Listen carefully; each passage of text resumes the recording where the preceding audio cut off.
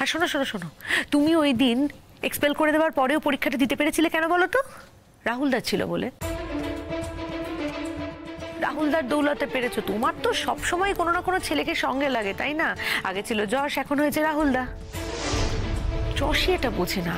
আমার আমার দুর্ভাগ্য, যশ এটা বোঝেই না। যশ এটা বোঝে না বলে তোমার পিছনে ফেউয়ের মতো ঘুরে বেড়াচ্ছে। তুমি কাউকে ছাড়ো না তো। 10টা নৌকোয় একসঙ্গে পা রেখে চলা তো তোমার মতো মেয়েদের স্বভাব। পারতে তুমি পরীক্ষা দিতে, শুধু রাহুলদা আন্দোলন না করলে তুমি পারতে পরীক্ষা দিতে। ভাগ্যিস রাহুলদার মতো মানুষ এখনো পৃথিবীতে আছে, না হলে তো তুমি রাহুলদাকে ভুলিয়ে হয় কে নয় মিথ্যেকে সত্যি করে দিতে পারতে। রাহুলদা ছিল বলেই তো আমার পরীক্ষাটা দেওয়া হয়েছে। শোনো শাবনাম, বারবার তুমি আমার নাম জড়ানোর কোনো চেষ্টা করবে না শাবনাম, সাংঘাতিক খারাপ হয়ে যাবে কিন্তু। তবে কি বলো তো, পাগলে কি না বলে। লোকে তোমাকে এমনিও আগে পাগল বলতো, এখন আরো পাগল বলবে। তাই বুঝি লোকে আমাকে পাগল বলে? তাহলে তো চিন্তার কোনো দরকারই নেই। পাগলে কি না বলে, তো পাগল কথা বলছে, অসুবিধার তো কিছু নেই রোহিণীদি। আসলে কি বলো তো, তুমি না ভয় পেয়েছো। বারবার আমি এক কথা বলছি তো, তাই তুমি ঘাবড়ে যাচ্ছ। যেটা জিজ্ঞেস করছি সেটার উত্তর দাও। যশ কোথায়? জজদা কোথায় সেটা আমাকে জিজ্ঞেস করছো কেন? আমি কি জজদা সেক্রেটারি নাকি যে জজদা কোথায় সেটা আমি তোমাকে বলে দেবো? আর তাছাড়া তুমি তো জজের স্ত্রী, তোমার সৎ সাহস নেই তোমার স্বামীকে জিজ্ঞেস করা যে সে কোথায়? আমার স্বামীকে তো তুমি কুক্ষিগত করে রেখেছো। সমস্যাটা তো সেখানে শাবনাম, তুমি আমার স্বামীকে কুক্ষিগত করে রেখেছো। এতগুলো দিন ধরে তাই চেষ্টা করে এসেছো। তোমার মতো শয়তান মেয়ে কি দুটো হয় পৃথিবীতে? আমাকে জ্বালিয়ে পুড়িয়ে শেষ করে দিচ্ছ তুমি। বিয়ের পর দিন থেকে একটা রাত একটা দিন আমি যশের সঙ্গে শান্তিতে সংসার করতে পেরেছি। তুমি আমার চোখের জল ফেলিয়েছো দিনের পর দিন, আমাকে একটা দিনের তরে শান্তি দাওনি। তুমি আমাদের পরিবারকে শান্তি দাওনি, তুমি যশের পরিবারকে শান্তি দাওনি, তুমি আমার ঘর ভেঙেছো। এতগুলো মানুষের অভিশাপ তোমার লাগবে না তুমি ভেবেছো? রোহিণীদি, তুমি যা যা সব বলছো না, সেই সব আমি কখনোই কিছু করিনি, তাই তোমার অভিশাপ আমার কোনোদিনও লাগবে না। কিন্তু তুমি আমার সাথে যে অন্যায় করেছো, আমার যে ক্ষতি করার চেষ্টা করেছো, আমার যে চোখের জল ফেলেছো, সেসবের দাম কিন্তু তোমায় দিতে হবে রোহিণীদি। আমার সেই দুঃখগুলো কিন্তু কোনোদিনও তোমাকে ছাড়বে না রোহিণীদি।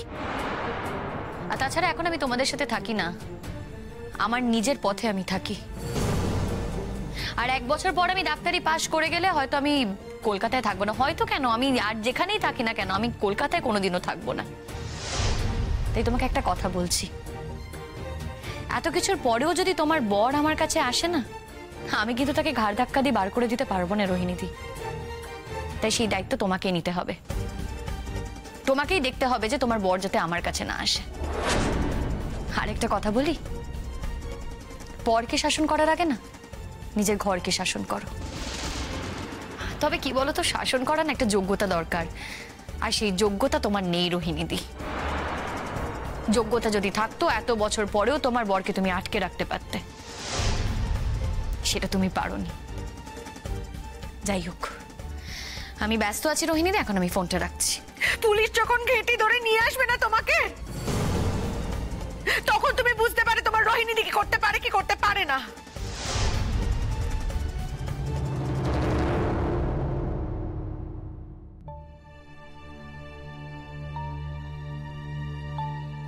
রঞ্জা পিসি, আয়। তুই তো এখন রাতেও থাকছিস না, বাড়ি চলে যাচ্ছিস? হ্যাঁ, থাকার তো আর কোনো প্রয়োজন নেই। তোমার সঙ্গে থাকার লোক তো এখন আছি। আমার তোকেও চাই। সবকিছু একসঙ্গে চাইলে পাওয়া যায় না রঞ্জা পিসি। স্বপ্ন, তুই আমাকে এরকম আঘাত দিয়ে কথা বলছিস? কদিন হলো তো ইকবাল মামা চলে গেছে, তার মধ্যেও তুই। আমি যে তোমার জন্য তোমাকে আঘাত দিয়ে কথা বলছি না সেটা তুমি খুব ভালো করে জানো রঞ্জা পিসি। আমি কেন তোমাকে আঘাত দিয়ে কথা বলছি সেটাও তুমি খুব ভালো করে জানো। কিন্তু প্লিজ, আমি এখন এই ব্যাপারে সত্যি কোনো কথা বলতে চাইছি না। যাই হোক, জজদা এখানেই আছে, জজদাকে বলে দিও জজদার বউকে যেন জজদা ফোন করে নেয়, জজদার বউকে যেন ফোন করে বলে দেয় জজদা কোথায় আছে আর কেন আছে। বারবার যেন জজদার বউয়ের ফোন আমার কাছে না আসে। তোকে ফোন করেছিল? করেছিল বলেই বলছি, সাত করে তার কথাটা বলতাম না। আমি না জানতাম এরকমই কিছু একটা হবে, জানো তো। তার জন্য আমি জজদার এখানে থাকাটা অ্যালাউ করিনি, করতে চাইনি জজদা এখানে থাকুক। আমি কোথায় থাকবো আর কোথায় থাকবো না এটা অ্যালাউ করার তো তুমি কেউ না। হ্যাঁ আমি জানি আমি কেউ না, আর বিশ্বাস করো তোমাকে নিয়ে না আমার বিন্দু মাত্র মাথা ব্যথা নেই। কিন্তু বারবার যদি তোমার জন্য আমার ওপর কোনো চাপ এসে পড়ে তখন তো আমাকে রুখে দাঁড়াতেই হবে জজদা। আর আমি না সত্যি বুঝতে পারি না তোমার বাড়ির ওপর তোমার কেন কোনো কন্ট্রোল নেই, কেন তোমার বউয়ের ওপর কোনো কন্ট্রোল নেই, কেন তাদের ফোন আমার কাছে আসে, কেন তোমার বউ আমাকে ফোন করে, কেন তাদের ফোন আমাকে রিসিভ করতে হয়। তুমি রিসিভ করবে না? আমি তো সেই অসভ্যতাটা শিখিনি। কেউ ফোন করলে সেটা রিসিভ করতে হয়, সেটাই ভদ্রতা। আর আমি সেটাই করি। তার মানে কিন্তু এই নয় যে যে কেউ আমার সাথে খারাপ ব্যবহার করতে পারে আর সেই খারাপ ব্যবহার করার অধিকার তার জন্মে যায়। আচ্ছা ঠিক আছে, আমি ফোন করে কথা বলে নেব। এই তুমি এখানে আর কতদিন থাকবে গো? আমার তো বাকি পরীক্ষাটা হতে আরো 2-3 দিন আছে, তাই আমি 2-3 দিন এখানেই থাকবো। তুমি এখানে ঠিক কতদিন থাকবে একটু বলো, যদি ভালো হয়। তুমি তোমার মতো থাকবে, আমি আমার মতো থাকবো। আমি কদিন এখানে থাকবো সেটা জেনে তোমার কি লাভ হবে? আগেও তোরা খুব ঝগড়া করতিস, কিন্তু সেই ঝগড়ার মধ্যেও সাংঘাতিক টান ছিল। এখন তো দেখছি খালি ঝগড়াই করছিস। সম্পর্কটা এত তেতো হয়ে গেছে, এটা দেখে আমার খুব খারাপ লাগছে রে। তেতো মিষ্টির কথা আসছে কোত্থেকে রঞ্জা পিসি? আমার তো জজদার সাথে কোনো সম্পর্ক নেই, তাহলে তেতো হয়ে যাচ্ছে এই কথাটা কোত্থেকে আসছে? ছেলেটার খুব শরীর খারাপ রে, খুব জ্বর হয়েছে। কাল তুই চলে যাওয়ার পর আমি সারা রাত জলপট্টি দিয়েছি। জ্বরটা একটু কমেছিল, তারপর সকালের দিকে আবার জ্বর এসেছে। এখন তো ভীষণ জ্বর, ভীষণ। ও তো ডাক্তার, ও খুব ভালো করেই জানে যে জ্বর হলে কি ওষুধ খেতে হয়। আনোয়ারদাকে বলে ওষুধ আনিয়ে নিলেই তো পারে। আমি তোমাকে আমার জন্য ডাক্তারি করতে বলিনি শবনম, প্লিজ। তাই আমি কি করব কি করব না সেটা নিয়ে কেন মাথা ঘামাতে যাচ্ছ তুমি? তোমার ব্যাপারে মাথা ঘামানোর আমার কোনো ইচ্ছে নেই। রঞ্জা পিসি আমায় কথাটা বললো তাই আমি বললাম। ছেলেটার এত শরীর খারাপ, তারপরেও তোর কোনো মায়া নেই? রঞ্জা পিসি, হাসপাতালে না অনেক রকমের রোগী আসে, অনেক রকমের অসুখ নিয়ে। ডাক্তার হিসেবে আমরা চাই সবাই সুস্থ হয়ে বাড়ি ফিরে যাক। এখন সব রোগীর প্রতি যদি মায়া পড়ে যায় তাহলে তো কাজই করতে পারবো না। রঞ্জা পিসি, আমি তো তোমাকে বলেছিলাম যে আমার জ্বর হয়েছে, আমি সেটা ঠিক সামলে নিতে পারবো। সাত কাহন করার তো কোনো দরকার ছিল না। আমি তো কথার কথা বলেছি। রঞ্জা পিসি, আমি তো তোমাকে বারণ করেছিলাম কাউকে কিছু বলতে না। একটা সামান্য কথাও বলতে পারবো না? তোর জ্বর হয়েছিল সেটাই বলেছি। বলেছো শুনেছি। রান্নাঘরে কি রান্না করতে হবে আমাকে বলো। তোকে রান্না করতে হবে না। কেন রান্না করতে হবে না? বললাম তো রান্না করতে হবে না। যশ আজকে ভাত টাত কিছু খাবে না, ওই একটু সাবু জল দিয়ে দেবো, আমিও সব খেয়ে নেবো। তুই যদি খাস তাহলে রান্না করে নে। এখন জ্বর হলে ভাত টাত সবই খাওয়া যায়। তোমার ডাক্তার ভাইপোকে জিজ্ঞেস করো। খেলেও আমার জন্য তোমাকে কিছু রান্না করতে হবে না। আমি তো তোমার একার জন্য রান্না করব না, আমি তো সকলের জন্যই রান্না করব। এই সকলটা কে শুনি? আছি তো আমি আর যশ। তুই তো এখানে থাকছিস না, খাবিও না। আমি তো কটা দিন একটু আম্মুর কাছে এসেছি রঞ্জা পিসি, একটু আম্মুর কাছে খাবো না? তুই না থাকলে তোর আম্মু তো আমাদের এখানেই থাকে। তুই এসে তো তোর আম্মুকে নিয়েও চলে গেছিস। কেন চলে গেছি তুমি বুঝতে পারছো না রঞ্জা পিসি? কিসের জন্য আমি চলে গেছি? আমি না আর এত অপমান সহ্য করতে পারছি না। কেন আমি এত অপমান সহ্য করব? কিসের জন্য এত অপমান সহ্য করব? তোমার ভাইপো যখন এখানে এসেছিল আমি তখনই বলেছিলাম ওকে চলে যেতে। আমি তো দেখছি একটু গ্রামে এসে শান্তিতেও থাকতে পারবো না। আমি শান্তিতে থাকলে তখন অনেকেরই অসুবিধে। শবনম, আচ্ছা শবনম, তুই তো জানিস রোহিণী বরাবরই একটু অধিকার প্রবণ।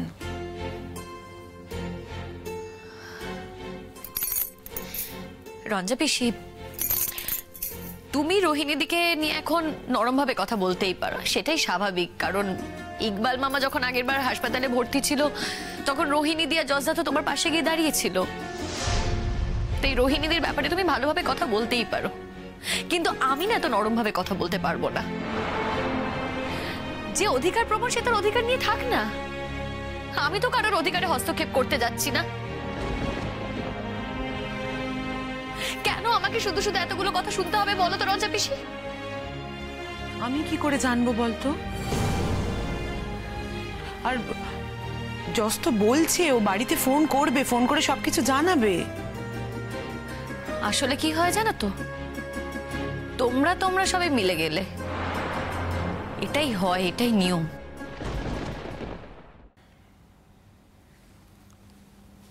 শবনম, তুই কিন্তু আমাদের সবাইকে ভুল বুঝছিস। আমি কাউকে কোনো ভুল বুঝছি না রঞ্জা পিসি, আমি শুধু আর অপমানিত হতে চাইছি না। ঠিক আছে, শান্ত হয় একটু। আমি আমি যশের জন্য একটু সাবু করে নিয়ে আসি। ও খুব শরীর খারাপ রে, বমি করেছে, এত টায়ার্ড না, মাথা তুলে বসতেও পারছে না, খুব প্রবলেম হচ্ছে। আমি একটু ওর জন্য সাবু করে নিয়ে এসে। আর তোকে একটা কথা বলি যে তোর কি এই সময় এই কথাগুলো না বললেই নয়? যশ বাড়িতে জানিয়ে দেবে, কিন্তু ও তো এখন কথা বলার মতো অবস্থাতে নেই। আচ্ছা বেশ, আমি না হয় রোহিণীকে ফোন করে বলে দিচ্ছি। আমি বলে দিচ্ছি যে যশের খুব শরীর খারাপ, জ্বর হয়েছে, ও কটা দিন যেতে পারছে না, 2-4 দিন বাদে চলে যাবে। ঠিক আছে? যা ভালো বোঝো করো। আমি যশের জন্য সাবুটা করে নিয়ে আসি। দাঁড়াও রঞ্জা পিসি, আমি কিছু খাবো না, তুমি কোথাও যেও না প্লিজ। তা বললে তো হবে না যশ, তুই আমার কাছে এসেছিস, আমি তোর পিসি হই, আমি যা বলবো তাই শুনতে হবে তোকে। একটু কিছু খেয়ে নে, শরীরটা তো ভালো না বাবা, একটু কিছু খেয়ে না, আমি নিয়ে আসি একটু।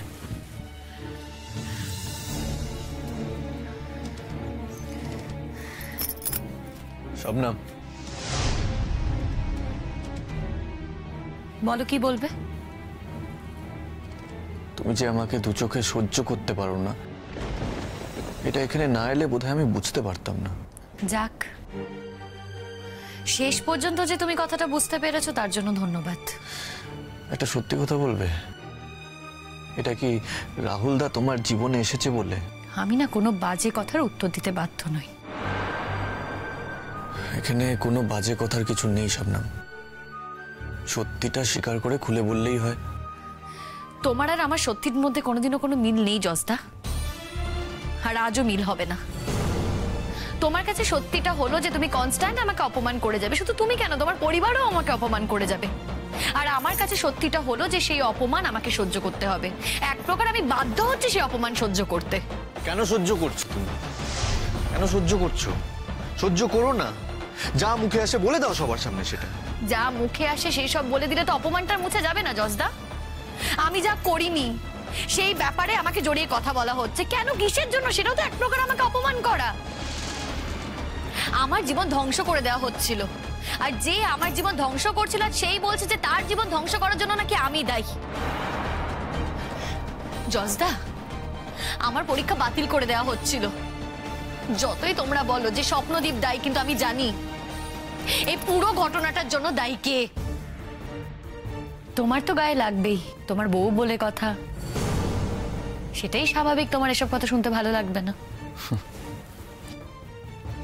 হাসছো? ও তুমি তো হাসবেই।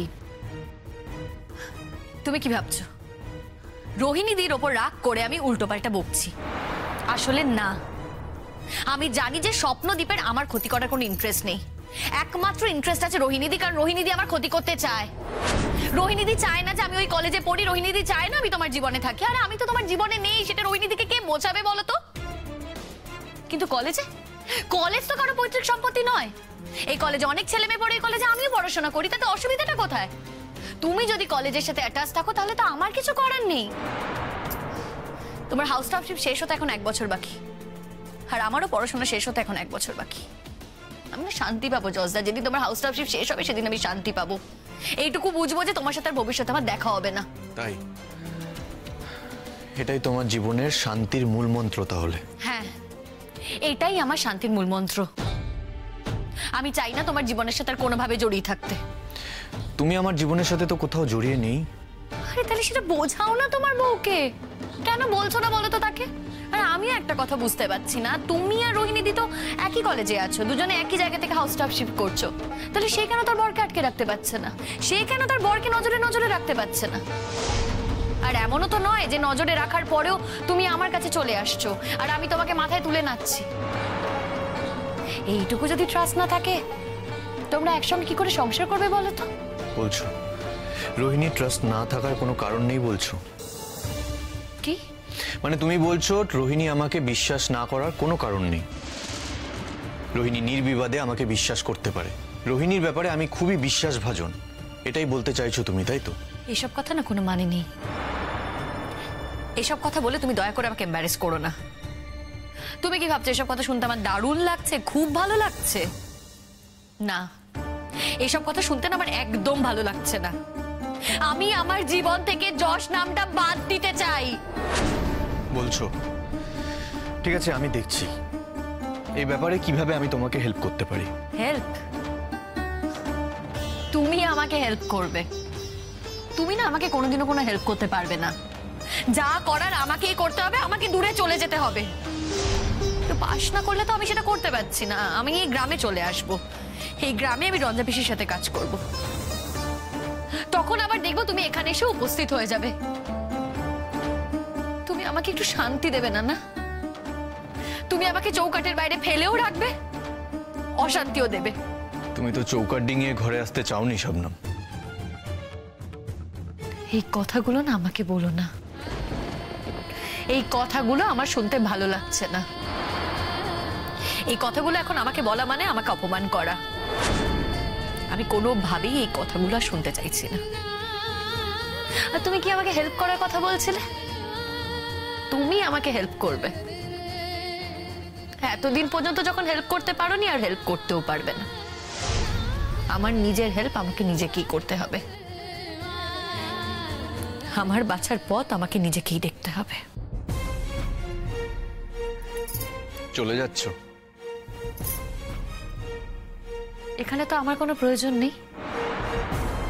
কি করবো আমি এখানে থেকে? রঞ্জা পিসি তো বললো রান্না বান্না কিছু করতে হবে না, তোমরা পিসি ভাইপো যা পারো খেয়ে নিও। আর আমি তো এখানে খাবোও না, থাকবো কেন এখানে? শবনম, তুমি তুমি চলে যাচ্ছ? আমার যে জ্বর হয়েছে, আমার শরীর খারাপ, তার জন্য তুমি? শোনো, এরকম জ্বর জ্বালা না অনেকেরই হয়, হ্যাঁ, কিন্তু ওষুধ খেলে সেরে যায়। তুমি কি আশা করছো তোমার মাথার কাছে বসে আমি সেবা করব?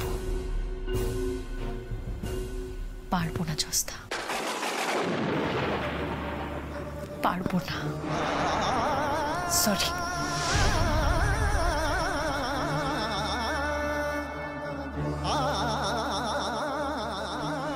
কতটা দূরে সরে গেছি আমি তোমার জীবন থেকে। তোমার জীবন থেকে আমি এতটা দূরে সরে গিয়ে কি করে বেঁচে থাকবো শবনম? কি করে বেঁচে থাকবো? আমি যে মনের ভেতরে তোমাকে নিয়েই বাঁচি, আমার বাইরেটা দেখে যদি তুমি আমার ভেতরটাকে জাজ করো, তাহলে তুমি ভুল করছো শবনম। আর এর থেকে বড় ভুল আর কিছু হতে পারে না। আর ভুল যদি করেই ফেলো, তাহলে তার মাসুলও তোমাকেই দিতে হবে, তোমাকে দিতে হবে।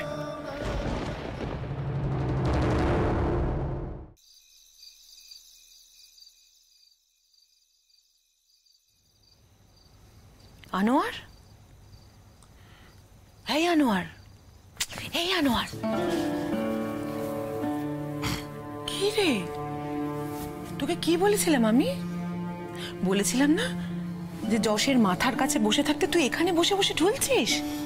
অনেকক্ষণ বসেছিলাম রঞ্জা আপা, হঠাৎ করে চোখটা লেগে এলো। চোখটা লেগে এলো? হ্যাঁ, দেখেছিস জ্বরটার কেমন আছে? তখন তো মাথায় হাত দিলাম, জ্বর ছিল। ওপাশ ফিরে গুটি সুটি মেরে শুয়েছিল। আচ্ছা তুমি যে জ্বরের ওষুধ দিচ্ছ, জ্বর কমছে না তো? সত্য দেখতে দে আমাকে, সরে যা। এই যশ, যশ,